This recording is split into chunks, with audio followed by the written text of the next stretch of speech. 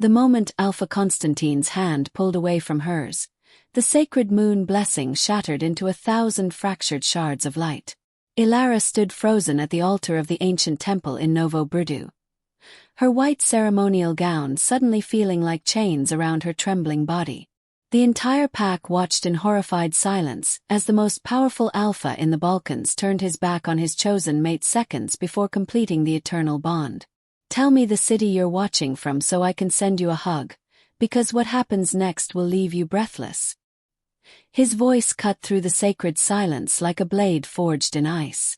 "I reject you, Ilara of the Vucitran bloodline. You are weak, powerless, and unworthy to stand beside me as Luna." The words echoed through the stone pillars of the temple, each syllable a death sentence to her heart. 300 witnesses gasped collectively, their shock rippling through the ceremonial hall like thunder before a storm. Ilara's knees threatened to buckle, but she forced herself to remain standing, even as her wolf whimpered in agony deep within her soul. Constantine's amber eyes held no remorse, only cold calculation.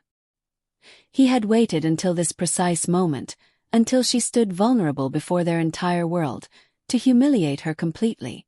The rejection wasn't just personal. It was political, strategic, devastating. Behind him stood Irina, the daughter of the Northern Territories Alpha. Her crimson lips curved in a triumphant smile. She was everything Ilara wasn't: powerful, connected, ruthless. Her wolf was legendary, a beast of pure silver that had torn through enemies since her first shift at 13. Ilara had always known she was different. While other wolves in Prizren shifted easily, embracing their animal nature with joy and ferocity, her wolf remained dormant, sleeping somewhere deep inside where she couldn't reach. 23 years of waiting, of hoping, of enduring whispers and pitying glances. 23 years of being called the broken wolf, the cursed daughter of a once proud lineage. Her father had been a warrior of legendary status in Pek. Her mother a healer whose gifts had saved hundreds. But Ilara, she was nothing but a disappointment wrapped in human skin. The high priestess stepped forward, her ancient face carved with concern. "Alpha Constantine, the moon blessing has already begun. To reject your mate now brings catastrophe upon both your houses. The old laws are clear. Once the ceremony begins, it must be completed or blood will answer for blood." Her voice trembled with warning, with prophecy, with the weight of 1,000 years of tradition. Constantine laughed, the sound harsh and mocking. "The old laws were written for wolves, priestess, not for humans pretending to be wolves. Look at her. She cannot shift. She cannot fight. She cannot lead. She cannot bear strong pups for my pack. She is defective, and I will not chain myself to weakness out of respect for outdated traditions." He turned to address the assembled pack members, his voice rising with authority. "I am your Alpha. Choose strength. Choose power. I choose a Luna who can stand beside me in battle, not hide behind me in fear." The crowd erupted in chaos. Some shouted their support for their Alpha, their voices aggressive and certain. Others murmured in shock, uncomfortable with this violation of sacred law. Ilara's Aunt Milena pushed through the crowd, her face pale with fury. "You bring shame upon the Mitrovica pack, Constantine. The moon goddess herself ordained this match. You spit in the face of divine will. The moon goddess ordained a match between alphas," Constantine shot back. "She did not ordain that I waste my bloodline on a wolfless failure." He gestured dismissively toward Ilara, as though she were nothing more than garbage to be discarded. "I will take Irina as my Luna. She is worthy. She is powerful. She will give me heirs who will dominate these territories for generations." This union was arranged by my father, a sentimental fool who believed in romantic prophecies over strategic alliances. I am correcting his mistake. Ilara finally found her voice, though it emerged as barely more than a whisper. "You knew. All along you knew you would do this. Every kind word, every gentle touch, every promise you made. All lies." Tears burned in her eyes, but she refused to let them fall. She would not give him the satisfaction of seeing her completely broken. Not lies, Constantine corrected, his tone almost conversational. Strategy. I needed your family's support for the territorial expansion last winter. Your uncle controls the southern borders of Jakov. Your cousin commands loyalty in Eurosavac. I needed them complacent, cooperative. A courtship with you ensured their allegiance. Now that the expansion is complete and my position is secure, I no longer need the illusion. He shrugged as if discussing nothing more important than the weather. Something inside Ilara cracked. Not her heart, which was already shattered beyond repair. Something deeper. Something that had been sleeping, waiting, coiled in the darkness of her soul like a serpent preparing to strike. Heat began to build in her chest, spreading through her veins like liquid fire. She gasped, stumbling backward, her hand clutching at her sternum where the sensation centered and burned. What's happening? Someone in the crowd whispered. The high priestess's eyes widened in recognition and terror. No, cannot be. Not here. Not now. The prophecy. She rushed toward Ilara, but invisible force threw her backward, sending the ancient woman sprawling across the marble floor. Ilara's skin began to glow with an otherworldly light, silver and gold intertwining like ribbons of pure moonlight. The temperature in the temple dropped 20 degrees in seconds, frost spreading across the windows in intricate crystalline patterns. Constantine took a step back, his expression shifting from arrogance to uncertainty. What trick is this? No trick, Alpha. The voice that emerged from Ilara's throat was hers, but layered with something else, something ancient and vast and terrible. You wanted power. Let me show you what true power looks like. The light exploding from her body intensified until everyone in the temple had to shield their eyes. When they could see again, Ilara stood transformed. Her eyes blazed with silver fire. Her hair, once a simple brown, now shimmered with strands of starlight. But most shocking of all was the creature that manifested behind her, a spectral wolf of such immense size and majesty that even the strongest alphas in the room instinctively dropped their gazes in submission. The wolf was unlike anything anyone had ever seen. Its fur appeared to be woven from moonbeams and shadow, constantly shifting between solid form and ethereal mist. Its eyes held the wisdom of ages, the fury of storms, the promise of absolute destruction. This was no ordinary wolf. This was something from the oldest legends, from the time before time, when the first children of the moon walked the earth as gods among mortals. The luminary wolf, the high priestess breathed from where she had fallen, her voice filled with awe and terror. The firstborn daughter of the moon goddess. The one who was prophesied to return when the Pax faced their darkest hour. She who was lost has awakened. She who was broken is made whole. She who was rejected shall rise above all. Ilara, or the being that wore her form, fixed her blazing gaze on Constantine. You rejected me because you saw only my weakness. You failed to see that my wolf slept not from deficiency, but from destiny. The luminary wolf cannot awaken in times of peace and comfort. She rises only when her vessel experiences the deepest betrayal, the most profound suffering. You, Alpha Constantine of Mitrovica, have served your purpose perfectly. You have broken me completely, and in breaking me, you have unleashed something you cannot comprehend and certainly cannot control. The spectral wolf behind her threw back its massive head and howled, a sound that shook the very foundations of the temple. Windows exploded outward in showers of colored glass. The marble floor cracked in spiderwebs patterns. Outside, every wolf within 50 miles felt the call reverberate through their souls, ancient and commanding, impossible to ignore. Those in human form dropped to their knees. Those in wolf form bowed low, their bellies pressed to the ground in instinctive submission. Constantine tried to shift, to call upon his alpha wolf for strength and intimidation. His transformation began, bones cracking and reforming, for sprouting across his skin. But before he could complete the shift, invisible bands of force wrapped around him, freezing him mid-transformation in a grotesque state between human and beast.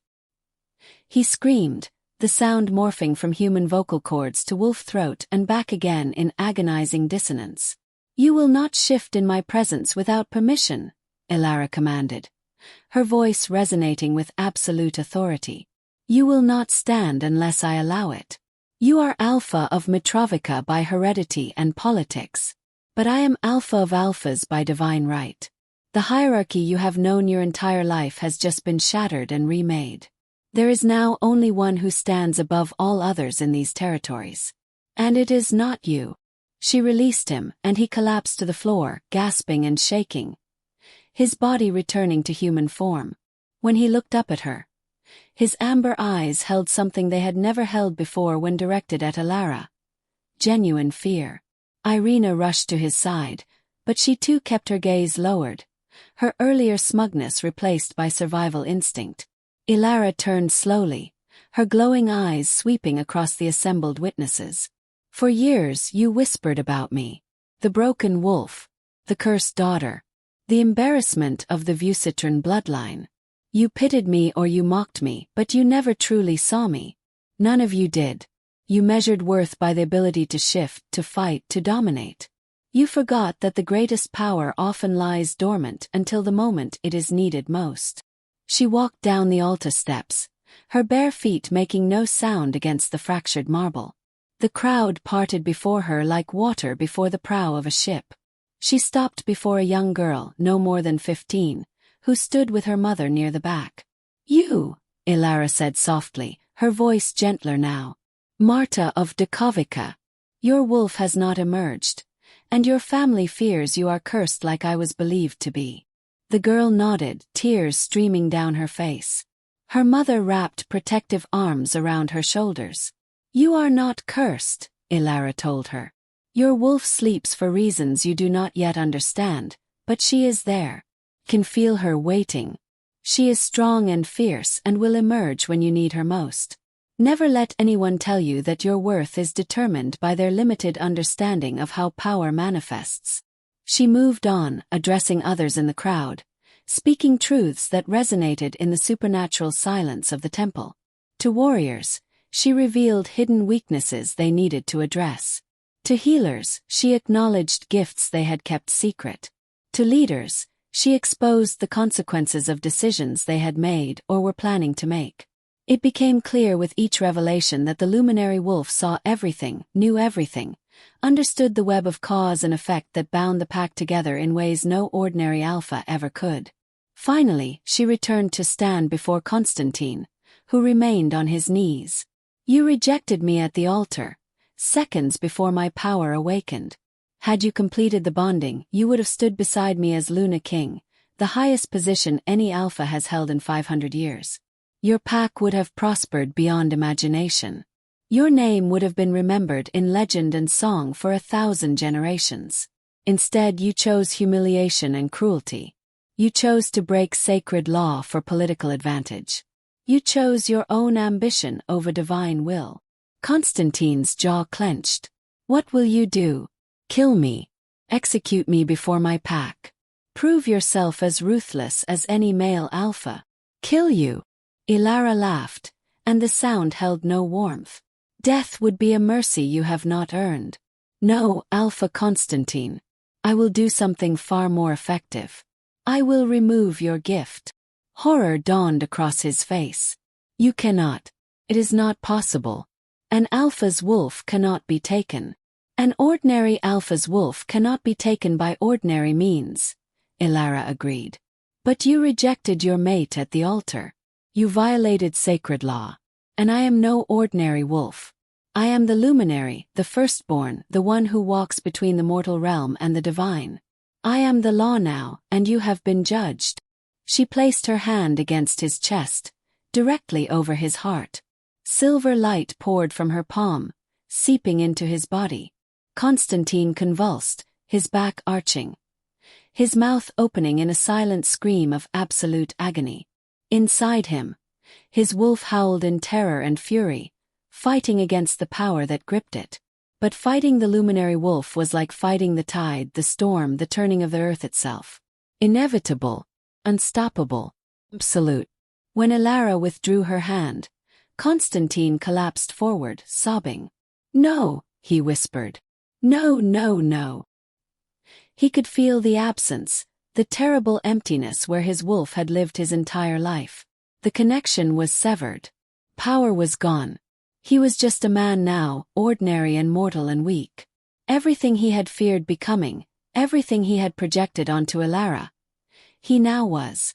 "You will live the rest of your days as I lived mine," Elara pronounced. "Wolfless. Powerless in the eyes of your pack. You will know the whispers, the pity, the scorn. You will know what it means to be judged and found wanting for circumstances beyond your control. Perhaps in that knowing, you will finally develop the compassion and wisdom that could have made you a truly great leader. But you will not be Alpha of Mitrovica any longer. That position requires a wolf, and you no longer have one." She turned to address the pack. "Who among the Mitrovica bloodline is strongest after Constantine?" A man in his 30s stepped forward, his expression carefully neutral. "I am Dimitri, cousin to the former Alpha. My wolf is strong, and I have led our warriors in battle for 10 years. Step forward, Dimitri of Mitrovica." When he approached, Elara studied him with those blazing silver eyes. "Your wolf is indeed strong. But more importantly, your heart is balanced. You understand that strength without mercy becomes tyranny, and mercy without strength becomes weakness. You will be a better Alpha than your cousin ever could have been. Do you accept this responsibility?" Dimitri dropped to one knee. "I accept, Luminary. I swear to lead with wisdom, to protect the vulnerable, to honor the old laws, and to never forget that true power serves others rather than itself." Elara placed her hand on his shoulder, and golden light flowed from her into him. Dimitri gasped as his wolf surged forward, enhanced by the blessing, stronger than it had ever been.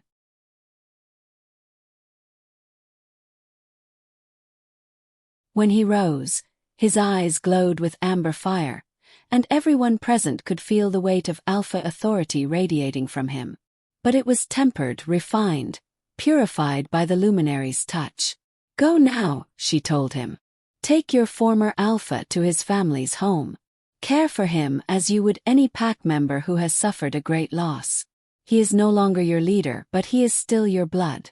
Remember him not for his worst moment, but as a cautionary tale about what happens when ambition overwhelms honor." Dimitri nodded and signaled for others to help carry the broken, weeping Constantine from the temple. As they passed, Irina tried to follow, but Elara's voice stopped her. "Not you, Irina of the Northern Territories. We have matters to discuss." The silver-furred beauty turned slowly, her crimson lips pressed into a thin line. "I have done nothing wrong, Luminary. I am not bound by the laws of these packs. I merely accepted an offer from an Alpha who sought a stronger mate." "You knowingly participated in the violation of sacred law," Elara countered. "You stood beside Constantine, prepared to complete a bonding ceremony while his rejected true mate was present and suffering. You sought power through cruelty, and you smiled while watching another woman's heart break. These are not capital offenses, but they are not nothing." Irina lifted her chin defiantly. "What will you do? Take my wolf as you took his?" "No. Your wolf is your own, and you have broken no law so severe as to warrant such punishment. But you will return to the Northern Territories and you will deliver a message to your father. Tell him that the Luminary has awakened. Tell him that the old alliances and power structures are being re-evaluated. Tell him that any Alpha who seeks to rise through cruelty, manipulation, or the suffering of others will answer to me personally. And tell him that his daughter is no longer welcome to seek mates in these territories. You have shown your character, Irina. You are powerful, yes, but you are not wise. And power without wisdom is just destruction waiting for a target." Irina's face flushed with humiliation and rage, but she was smart enough not to challenge a being who had just stripped an Alpha of his wolf with a touch. She bowed stiffly and left the temple, her silver wolf tail metaphorically between her legs. The high priestess approached Elara carefully, as one might approach a sleeping dragon. "Luminary, what the prophecies foretold has come to pass. The rejected daughter has become the rising goddess. But what comes next? The awakening of such power always precedes great upheaval. There are forces in this world that will not welcome your emergence. There are alphas who will see you as a threat to their authority. There are ancient enemies who have waited centuries for a luminary to appear so they can destroy the bloodline forever. Elara felt the truth of these words resonate through her bones. The power surging through her veins came with knowledge, ancient memories that were not her own but belonged to the wolf spirit she now hosted. She saw visions of past luminaries, powerful women who had risen to protect their people during times of crisis. She saw how they had been hunted, betrayed, destroyed by those who feared what they represented. The gift was also a burden, and the crown was also a target. "I know," she said softly. "I can feel the dangers gathering like storm clouds on the horizon. But I also know that I did not awaken by accident or coincidence. The moon goddess does not waste her power on trivial matters. If I have been called forth now, it means the packs face a threat greater than political squabbles and territorial disputes. Something is coming. Something that requires the luminary wolf to stand and fight." As if in response to her words, a massive boom echoed from somewhere in the distance, followed by the sound of wolves howling in alarm. Dimitri, who had just returned to the temple after settling Constantine, burst through the doors. "Luminary! The border guards report an attack on our southern territory. But it is not another pack. It is something else. Something they cannot identify. Creatures that move like shadows and tear through our strongest warriors like they are made of paper." Elara's eyes blazed brighter. "The Umbral. The ancient enemy. They have sensed my awakening and moved to destroy me before I can reach my full potential." She turned to the assembled pack members. "Listen to me carefully. What approaches is not a threat you have trained to face. The Umbral are spirit creatures born from corrupted moonlight, twisted reflections of what we are. They feed on fear and pain. They cannot be killed by normal means. But they can be killed by me." She strode toward the temple doors, her spectral wolf manifesting fully behind her, no longer just a ghostly presence but a being of terrible reality. "Dimitri, evacuate the southern villages. Get the young, the old, and those who cannot fight to the protected caves beneath Novo Brudu. High Priestess, activate the old ward stones. They have not been used in 3 centuries, but they still hold power. Everyone else, stay behind me and do exactly as I command. We are about to fight a battle that will determine whether the packs survive or fall to darkness." The pack mobilized with impressive efficiency, fear giving way to purpose. They had just witnessed the emergence of a legend, and whatever doubt they might have harbored about Elara's worthiness as their supreme alpha evaporated in the face of immediate danger. She was no longer the broken girl who stood at the altar in shame. She was the luminary, and she was leading them into battle. They reached the southern border as the sun set, painting the sky in shades of blood and fire. The Umbral were already there, dozens of them, shadow creatures with burning red eyes and teeth like shards of obsidian. They moved wrong, defying natural physics, appearing and disappearing, phasing through solid matter, reforming after being struck. Pack warriors fought valiantly, but their claws and teeth passed through the Umbral like smoke, while the creature's attacks drew very real blood and screams. "Fall back," Elara commanded, her voice carrying authority that could not be questioned. The warriors immediately retreated behind her, forming a protective line around the civilians they had been defending. She stepped forward alone, the spectral luminary wolf separating from her body to stand beside her in physical form, an enormous beast that dwarfed even the largest natural wolf. The Umbral recognized her instantly. Their movements became more agitated, more aggressive. They rushed forward as a swarm, a tide of living shadow intent on destroying her before she could fully harness her power. But Elara was ready. She raised her hands, and light erupted from her palms, not the soft silver glow from before but brilliant, searing, purifying radiance that carved through the darkness like a blade through flesh. The Umbral shrieked, sounds that existed somewhere between wolf howls and human screams, as the light touched them. Where it made contact, they burned, Not with fire but with dissolution, their shadow forms breaking apart into wisps of dark smoke that dissipated on the wind.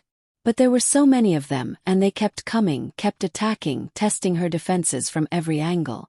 The luminary wolf leaped into the fray, its massive jaws clamping down on an umbral and shaking it like a rabbit until it shattered into fragments. Unlike the weapons and claws of ordinary wolves, the luminary's attacks were devastatingly effective. Each strike destroyed completely, left no chance for reformation. The two beings, Elara and her wolf, moved in perfect synchronization, a dance of destruction that slowly but steadily pushed back the tide of darkness. But the battle took its toll. Maintaining the light, directing the wolf, processing the ancient combat techniques, flooding her consciousness from the luminary's memories, all of it drained her rapidly. She could feel her energy depleting, her mortal body struggling to channel divine power. Sweat poured down her face. Her hands shook. Her vision blurred at the edges. Just as she thought she might collapse, she felt it. Warmth at her back. Presence surrounding her. The pack, dozens of wolves, had shifted and formed a circle around her, not to fight the umbral but to lend her their strength. They channeled their energy to her willingly, freely, creating a network of power that flowed into her and sustained her. This was what the prophecies meant when they spoke of the luminary. She did not fight alone. She was the vessel through which the pack's collective strength could be focused and magnified. With renewed vigor, Elara unleashed a final devastating wave of moonlight that swept across the battlefield like a tsunami. The remaining umbral disintegrated instantly, their dying shrieks fading into silence. When the light finally dimmed, the southern border was clear. The grass was scorched in places, stained with blood in others, but the enemy was destroyed. Elara collapsed to her knees, exhausted beyond anything she had ever experienced. The luminary wolf returned to its spectral form, pressing against her side in a gesture of comfort and pride. Around her, the pack remained in wolf form, their eyes glowing in the gathering darkness, watching her with awe and devotion. Dimitri approached in human form, having shifted back to speak. "You saved us, luminary. You saved everyone.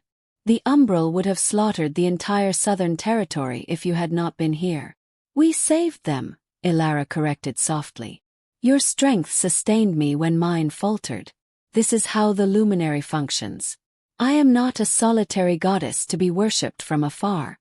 I am the heart of the pack, and the pack is the source of my power. We rise together or fall together. Remember that." Over the following weeks, word of the battle spread across all the territories. Alphas from distant packs came to Novo Burdu to see the luminary with their own eyes, to pledge their loyalty or challenge her claim, to seek her guidance or test her strength. Some became allies. Others revealed themselves as enemies. The political landscape shifted dramatically as old powers realized they were no longer at the top of the hierarchy. Among those who came was Alpha Radovan from the ancient stronghold of Deccan, a territory that had remained isolated for generations. He was older than most alphas, his hair silver with age but his body still powerful and commanding. He knelt before Elara in the great hall that had been established as her seat of authority, but his eyes held curiosity rather than fear. "Luminary," he began, his voice gravelly with years. "I come not to challenge or pledge, but to understand. The prophecies spoke of your coming, but they also spoke of a choice you would face. A crossroads that would determine not just your fate, but the fate of all wolves across all territories. Do you know what choice this is?" Elara studied him carefully.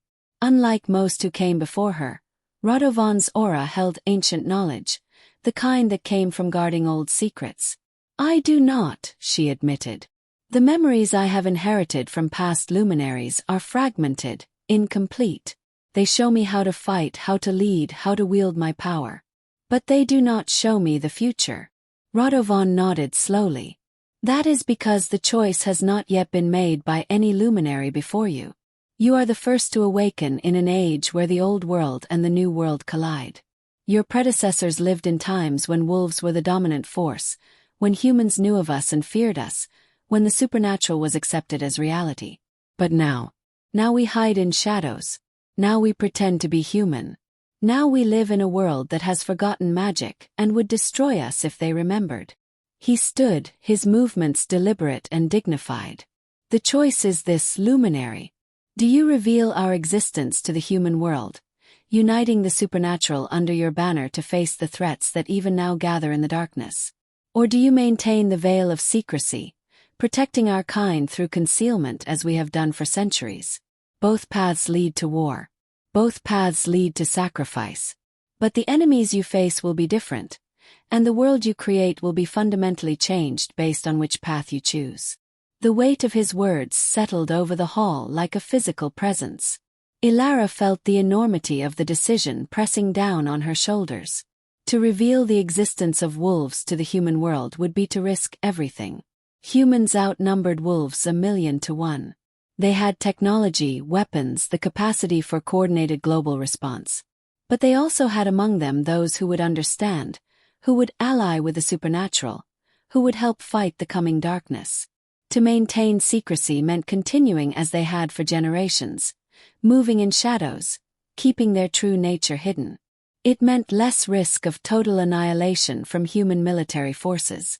But it also meant fighting the approaching threats with limited resources, divided territories, and no possibility of aid from the vast human population. How long do I have to decide? Ilara asked quietly. The umbral attack was just the first tremor before the earthquake, Radovan replied. Within 6 months, the true threat will emerge. Ancient things that have slept since before the last luminary walked the earth. Things that feast on both humans and wolves. Things that care nothing for our politics or our hiding. They will force the revelation one way or another. The only question is whether you control that revelation or whether it controls you. After Radovan departed, Ilara spent long hours in contemplation. She consulted with the High Priestess, with Dimitri, with pack leaders from across the territories. She listened to arguments on both sides. Some insisted that revealing their existence would lead to extinction, that humans would hunt them down with scientific precision and military might. Others argued that the threats approaching were too great to face alone, that they needed allies wherever they could find them. But ultimately, the decision was hers alone. That was the burden of being the luminary. That was the weight of standing at the pinnacle of power. Constantine remained in his family home, a broken shell of his former self, cared for by pack members who treated him with the compassion Ilara had commanded. Some said he had gone mad from the loss of his wolf. Others whispered that he was slowly finding redemption through suffering. Ilara visited him once more during this time of contemplation, seeking perspective from someone who had lost everything. He sat in a chair by the window, staring out at the forests that he could no longer truly be part of. When Ilara entered, he didn't turn to look at her. "Have you come to gloat?" he asked, his voice hollow. "To see how far the mighty have fallen?" "I have come to ask you a question," Ilara replied, settling into a chair across from him. "If you could go back to that moment at the altar, knowing what you know now, what would you choose? Would you complete the bonding, standing beside me as Luna King with all the power that entails? Or would you still reject me, knowing it would lead to this?" Constantine was silent for a long moment. When he finally spoke, his voice was thick with emotion. "I would like to say I would choose differently, that I would recognize the value of what stood before me, that I would honor the bond over my ambition. But I am not certain that is true. The man I was in that moment was incapable of seeing beyond his own desires. He was blind to everything except his own perception of strength and weakness. So perhaps the real question is, would I have become capable of being the man who could stand beside you? And I think the answer is no. Not without first being broken as you were broken. Not without losing everything and understanding what truly matters." He finally turned to look at her, his eyes reflecting depths of pain and understanding that had not been there before. "You ask me this because you face a choice, don't you? A decision that will change everything. And you are afraid of making the wrong choice, of letting your current self decide something that your future self might regret." "Yes," Ilara admitted. "Then I will tell you what I have learned in these weeks of emptiness and reflection," Constantine said. The right choice is not the one that preserves comfort or safety. The right choice is the one that aligns with who you truly are at your core. I chose based on who I wanted others to believe I was. I chose based on strength and power and dominance. But those were masks I wore, not truths I embodied. When you stripped away my wolf, you stripped away the mask.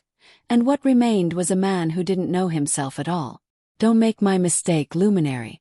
Choose based on who you actually are, not who you think you should be. Ilara left that conversation with clarity beginning to form in her mind. She understood now what had been troubling her about the decision. She had been weighing options based on strategic advantage, on risk assessment, on political calculation. But those were Constantine's methods, not hers. She was not a politician or a strategist. She was a protector. She was someone who had suffered in silence, who had been judged and rejected and dismissed, who had risen from that suffering with compassion rather than vengeance. The humans living alongside wolves in ignorance were vulnerable to the threats approaching. They deserved to know what was coming. They deserved the chance to fight for their own survival. To hide that truth from them, to make decisions about their fate without their knowledge or consent, would be to treat them exactly as Constantine had treated her.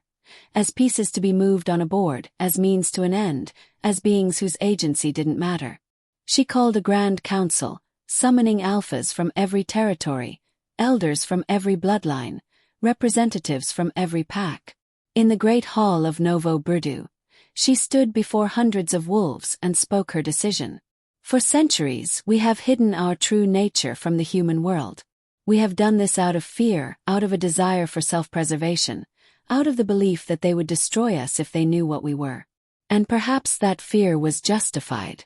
Perhaps in ages past, when humans were less powerful and more superstitious, revelation would have led to our extinction. But the world has changed. Humans have changed. And the threats we face now do not care about our secrecy.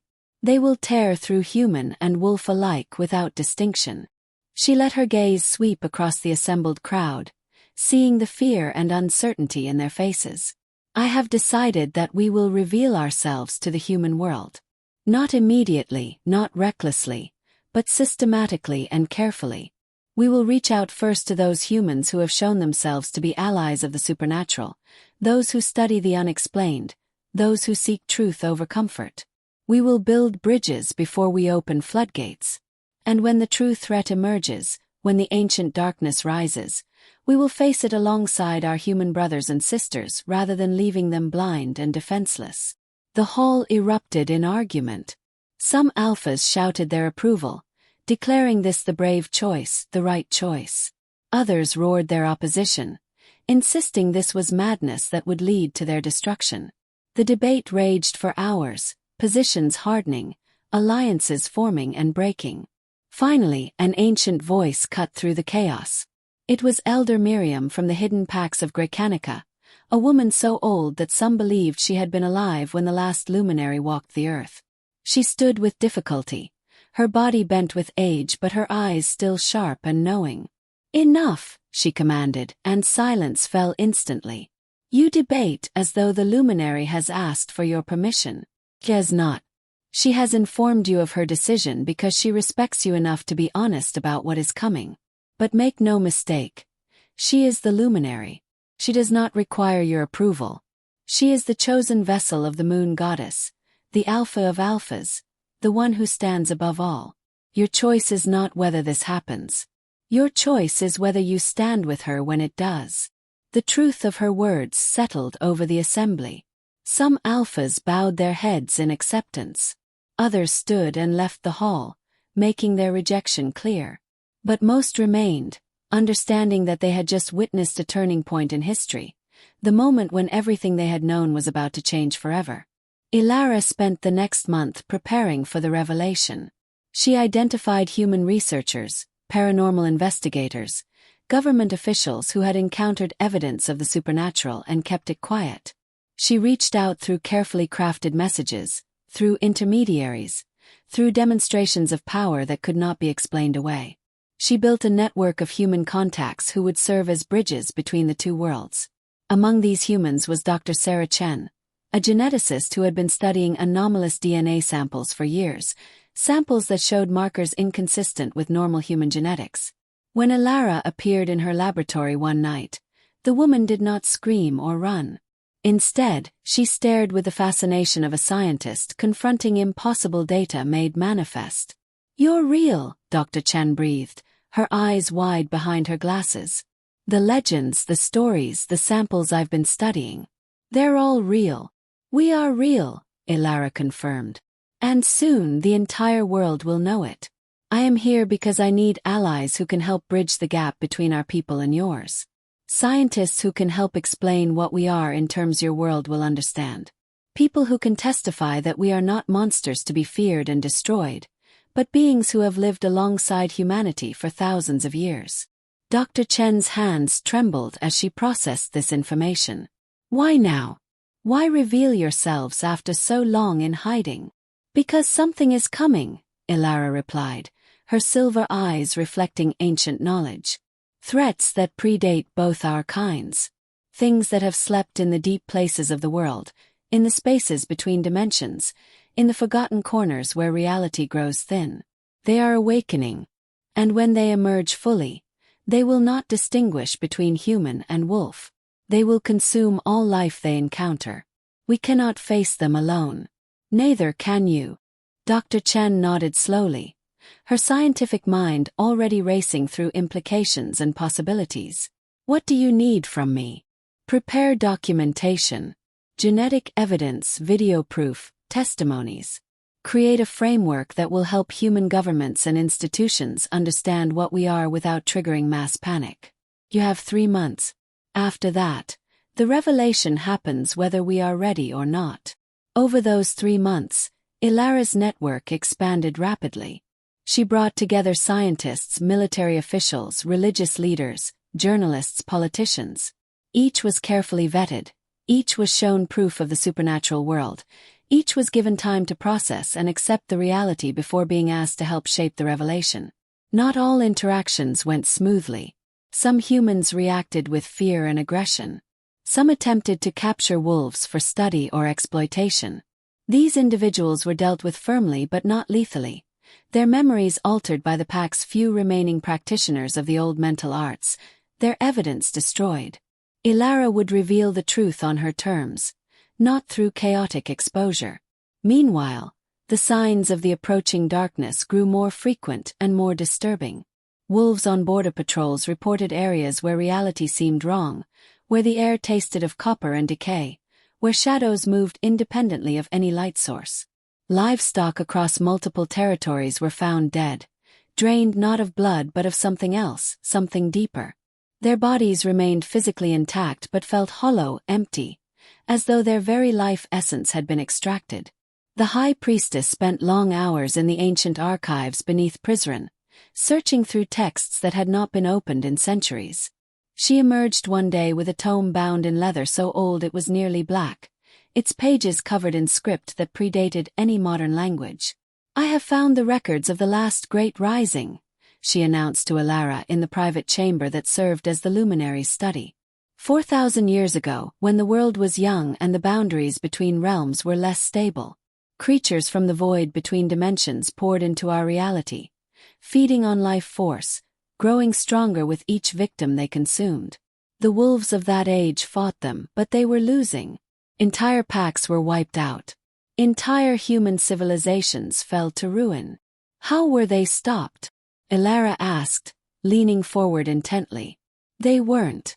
Not completely. The luminary of that age, a woman named Celine, performed a great ritual. She gathered every wolf and every human shaman who would answer her call. Together they wove a barrier, a seal that pushed the void creatures back into the spaces between worlds and closed the doorways they had used to enter. But Celine knew the seal would not last forever. She knew that eventually, the barriers would weaken and the creatures would return. So she left instructions, a ritual that could be performed by the next luminary when the time came.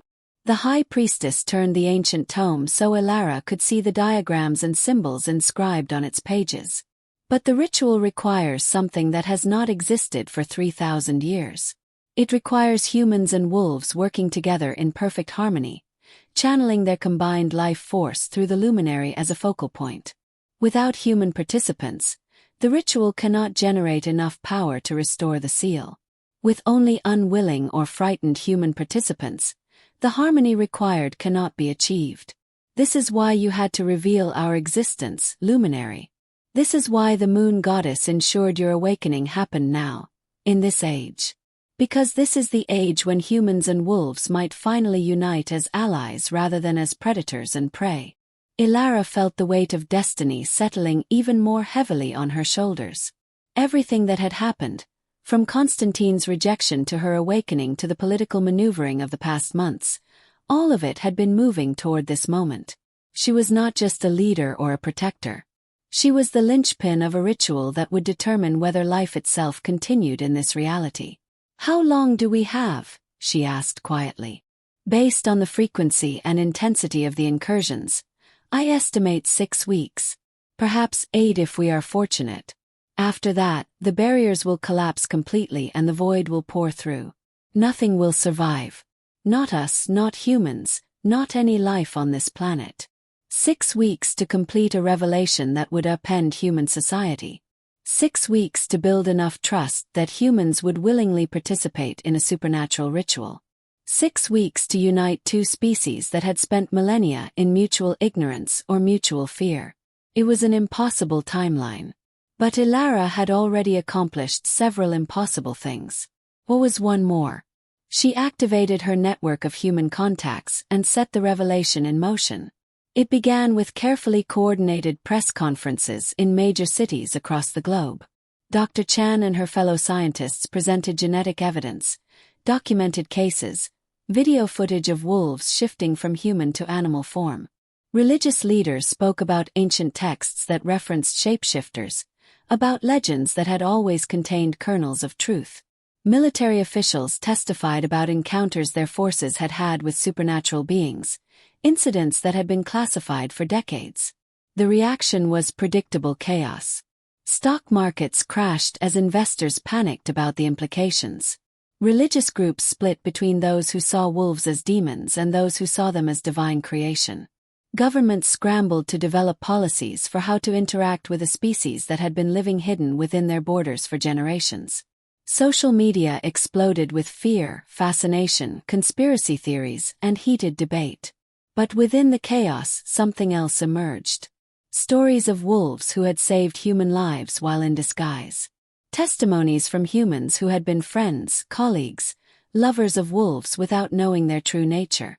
Documentation of the contributions wolves had made to human society while maintaining their secret. The narrative began to shift, slowly but perceptibly, from monsters revealed to neighbors acknowledged.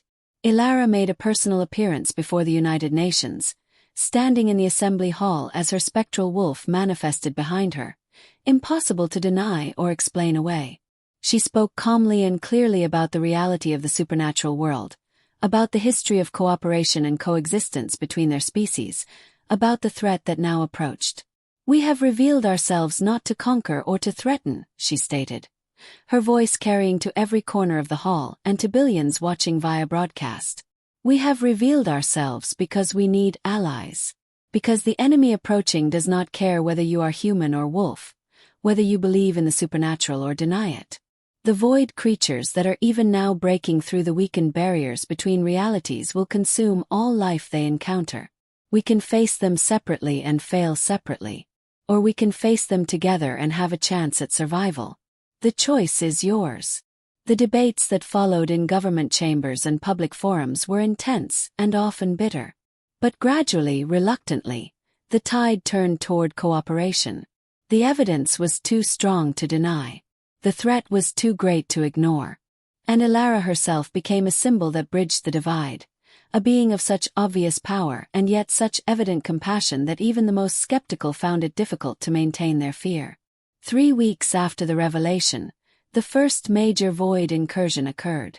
A tear opened in the fabric of reality over a small city in Eastern Europe, and creatures poured through.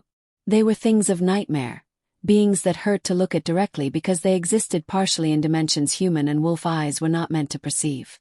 They moved through the streets, and where they touched, life withered. Plants turned to ash. Animals collapsed and died. Humans aged decades in seconds, or simply fell as though their souls had been ripped from their bodies. The local pack responded immediately, but their claws and teeth were as ineffective against these creatures as they had been against the Umbral. Human military forces arrived within the hour, deploying everything from small arms to heavy artillery. The bullets and explosives passed through the void creatures as though through empty air, sometimes damaging the city itself but never touching the actual threat. Then Ilara arrived, transported to the location by a military helicopter that had been placed at her disposal. She dropped from the sky like a meteor of silver light, her luminary wolf manifesting fully as she fell. She hit the ground with enough force to crack the pavement, and the void creatures immediately turned their attention toward her. They recognized her as they had recognized the other luminaries throughout history. She was the one they had come to destroy, the one whose power could seal them away again. The battle that followed was witnessed by millions through news cameras and smartphones. Ilara fought with the power of legend made real, her light carving through void creatures, her wolf tearing apart beings that existed half in this world and half in another. But there were dozens of them, and they were strong, fed by the life force they had already consumed. She began to tire, began to slow, began to show signs of the same exhaustion that had nearly overwhelmed her during the Umbral attack. But this time she was not surrounded only by her pack. Human soldiers, seeing her struggle, began to form a perimeter around her. They could not hurt the void creatures, but they could shield her from attacks, throwing themselves between her and the enemy. Medical personnel rushed to treat wolves who had been injured trying to defend civilians. Scientists on site began analyzing the creatures in real time, searching for any weakness that might be exploited. And most importantly, ordinary humans, citizens of the city who had been hiding in their homes, began to emerge. They had seen the broadcast of Ilara's UN appearance. They had heard her call for unity. They did not have supernatural powers or military training, but they had courage and they had faith. They formed chains, holding hands, surrounding the battle in living rings of human connection. Ilara felt their presence, felt their willingness to stand with her despite their vulnerability. And she understood what the High Priestess had meant about perfect harmony. These humans were choosing to trust her, to believe in her, to lend their strength despite having no wolf nature to channel. Their life force began to flow toward her, not extracted by force but given freely. It merged with the pack bond she already maintained, creating something new, something that had not existed since Selene's time 4,000 years ago. The combined power was staggering. Ilara felt herself lifted beyond her own limitations, beyond even what the luminary wolf alone could achieve. She became a conduit for the unified will of two species choosing to fight as one. The light that erupted from her was no longer just silver but gold and white and colors that had no names in any human language. It expanded outward in a wave that disintegrated every void creature it touched, that sealed the tear in reality through which they had emerged, that purified the corrupted areas where life had been drained. When the light faded, the city was saved. Damaged, certainly. Many had died before Ilara arrived. But the threat was neutralized, the breach sealed, the immediate danger past. And more importantly, humans and wolves stood together in the aftermath, exhausted and traumatized but united by shared survival. That battle became the turning point. Over the following weeks, similar incidents occurred in other locations around the world. Each time the response was faster, more coordinated, more effective. Humans and wolves trained together, learning how to combine their abilities. Scientists and pack elders worked side by side to understand the nature of the void creatures and the barriers that held them at bay. The ritual that the High Priestess had discovered was studied, practiced, refined. 6 weeks after the revelation, exactly as the High Priestess had predicted, the final barrier collapsed completely. Tiers opened simultaneously in dozens of locations across the globe. The largest appeared directly over Novo Brdo itself, a gaping wound in reality through which void creatures poured by the hundreds, by the thousands. This was not a probe or a raid. This was an invasion, a flood of impossible beings intent on consuming all life in this dimension. Ilara stood in the ancient temple where she had once been rejected, where her power had first awakened, and prepared to perform the ritual that would save or doom them all. Around her, arranged in carefully calculated positions based on the instructions from the ancient tome, stood representatives of every major pack and every major human nation. Wolves and humans alternated in the circle, each holding hands with their neighbors, each having volunteered for a role that might cost them their lives. The ritual required an enormous sacrifice of life force. Not enough to kill, but enough to leave the participants permanently changed, diminished. Every person in that circle knew they might never be the same after this day. But they had chosen to stand there anyway, because the alternative was extinction. Constantine was among them. He had begged for the chance to participate, to redeem even a fraction of his betrayal through sacrifice. Ilara had granted his request, placing him in the circle despite his wolfless state. His life force, purely human now, would blend with the others. Dr. Chen was there, representing the human scientific community.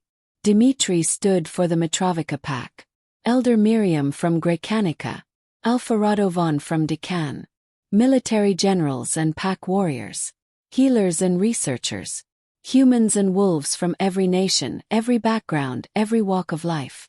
Ilara began the ritual, speaking words in the old tongue, the language that predated all modern speech. The luminary wolf manifested fully, no longer spectral but solid, real, enormous. It threw back its head and howled, and the sound resonated across dimensions, shaking the very fabric of reality. The circle of participants began to glow as their life force was drawn into the working, flowing through the connections between them, building and magnifying as it spiraled toward Ilara at the center. Outside, the void creatures sensed what was happening. They abandoned their attacks on the civilian population and converged on Novo Burdu, sensing that if they could disrupt the ritual, they would win. They slammed against protective barriers that packs and human forces had erected, slowly breaking through despite desperate defense. Ilara felt the ritual building, felt the power growing within her and around her. It was working but too slowly. The barriers would fall before the ritual could complete. She needed more time, more power, more something. In desperation, she reached deeper into herself, into the core of what made her the luminary, and she found something she had not accessed before. Every luminary who had ever lived, their memories and experiences and power, all of it stored in the bloodline, passed down through generations, waiting for the moment when it would be needed. Ilara opened herself to that inheritance fully, letting centuries of knowledge and ability flood through her consciousness. It was overwhelming, too much for any single mind to contain, but she held on, used it, channeled it into the ritual. The glow intensified to blinding levels. The luminary wolf grew larger still, becoming something more than physical, something that existed across all dimensions simultaneously. Ilara's voice, speaking the ritual words, was joined by dozens of other voices, the echoes of past luminaries adding their power to hers. The void creatures broke through the final barrier and rushed toward the temple. But they were too late. The ritual completed in a massive detonation of light and force that radiated outward from Novo Burdu in an expanding sphere. Where it passed, void creatures were not just destroyed but unmade, erased from existence. The tiers in reality sealed shut, reinforced by barriers 1,000 times stronger than what had been there before. The void was pushed back, cast out, denied entry to this dimension. The light reached the edges of the atmosphere and stopped, having covered the entire planet. For a moment, every being on Earth, human and wolf and everything else, felt the touch of the luminary's power, felt the reassurance that they were safe, that the danger had passed. Then Ilara collapsed, unconscious before she hit the ground. The luminary wolf faded back to spectral form, exhausted but triumphant. Around her, the ritual participants slumped or fell, drained beyond anything they had experienced. Some would never fully recover their strength. Some had aged visibly, years taken from their lives by the working. But all of them were alive. And more importantly, all life on Earth was alive, protected by the barrier they had helped create. Ilara woke 3 days later in a bed in the temple, surrounded by worried faces. Dr. Chen was there, monitoring medical equipment that tracked her vital signs. Dimitri stood guard at the door. The high priestess sat nearby, ancient eyes filled with relief. "Did it work?" Ilara asked, her voice weak. "It worked," the priestess confirmed. "The barriers are stronger than they have ever been. They will hold for thousands of years, perhaps tens of thousands. The void has been sealed away. You saved us all, Luminary. You and every person who stood in that circle." Over the following months, the world adjusted to its new reality.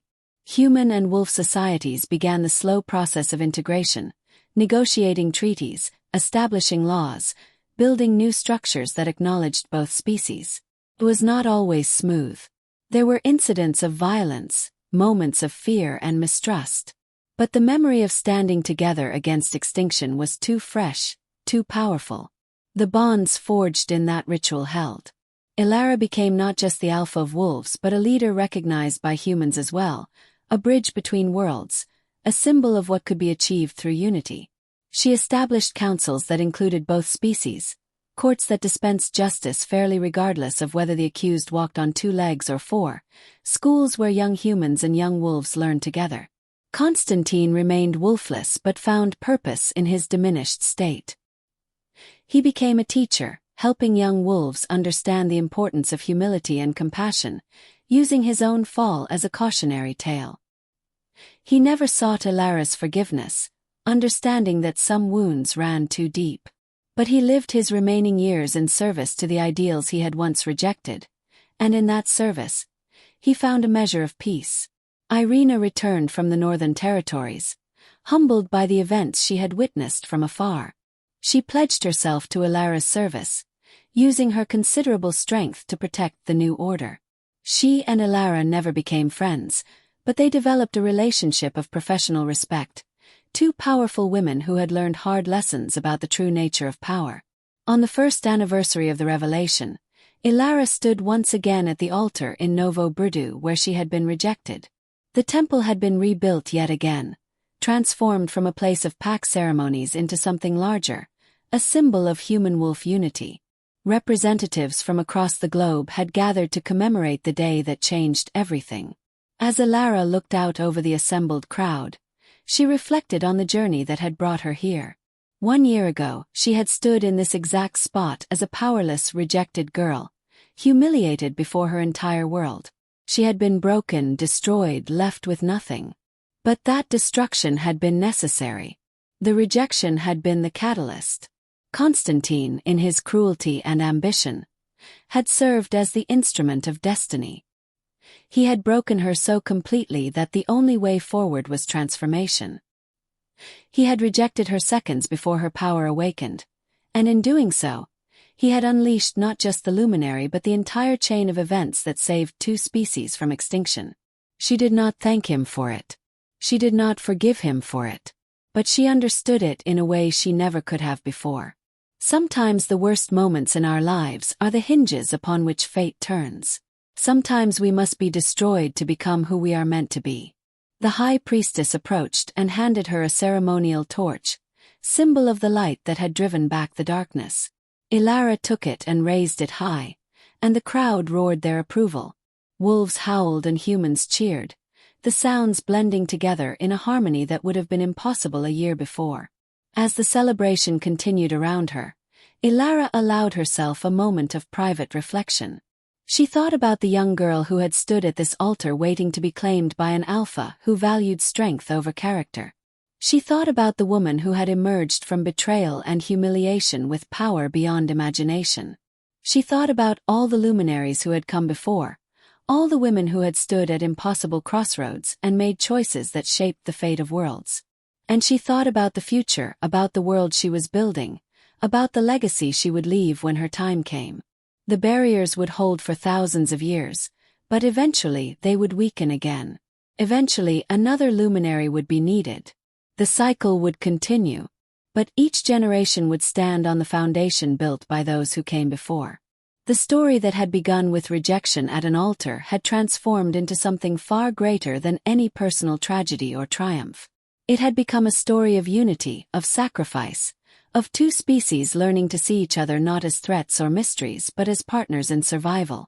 It had become a story of a woman who was broken so completely that she had no choice but to remake herself as something stronger, wiser, more compassionate than she ever could have been otherwise. As night fell over Novo Brdo and the celebrations continued, Ilara stood in the temple looking up at the full moon through the restored windows. The moon goddess looked back, eternal and knowing, satisfied with her chosen vessel. The journey from rejected mate to supreme leader, from powerless girl to legendary luminary, was complete.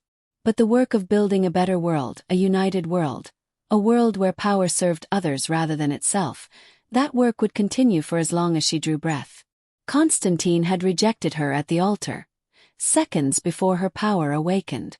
In doing so, he had set in motion events that changed the fate of two worlds. It was the greatest mistake he ever made.